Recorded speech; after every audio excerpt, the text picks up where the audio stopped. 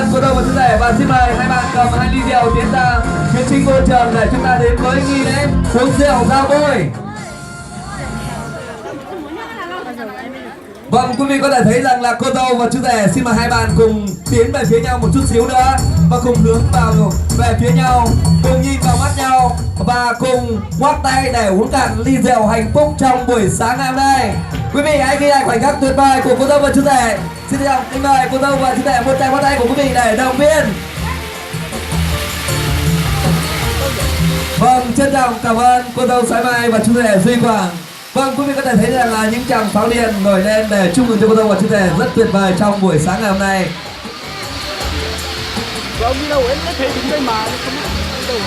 Vâng, và tiếp theo chương trình, ban tổ chức xin được trân trọng kính mời quý vị cùng hướng lên sân khấu để đến với nghi lễ tiếp theo. Đó là họ sẽ trao cho nhau chiếc vòng cầu hôn, họ sẽ trao cho nhau kỷ vật của tình yêu, họ sẽ trao cho nhau cặp nhẫn yêu thương trong buổi sáng ngày hôm nay.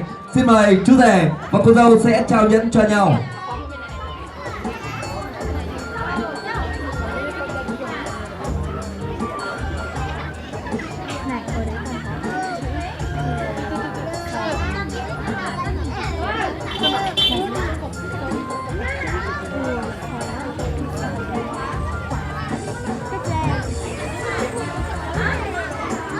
Vâng, quý vị có thể thấy rằng đôi uyên ương đẹp nhất trong buổi sáng ngày hôm nay, họ đang trao cho nhau cặp nhẫn yêu thương. Vâng, quý vị một tràng pháo tay của quý vị để chúc mừng cho cô dâu và chú rể.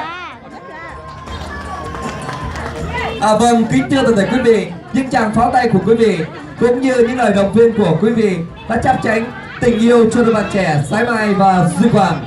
Vâng, và người ta thường có câu nói rằng đố ai định nghĩa được nụ hôn, có khó gì đâu một buổi chiều bên bờ bụi chuối, mênh mông quá và môi kề mắt nhắm thế là hôn. Vâng, quý vị có thể thấy rằng là theo những tiết lộ của anh Duy Quảng, sáng ngày hôm nay anh có tiết lộ với tôi rằng là anh ơi, từ ngày em quen vợ em và đến bây giờ thì em có một ao ước rằng là như thế này. Bạn ấy ao ước như thế này các bạn ạ. Đó là khi xưa thì mình muốn tức là lúc bạn ấy còn chưa quen được Sái Mai và mới bắt đầu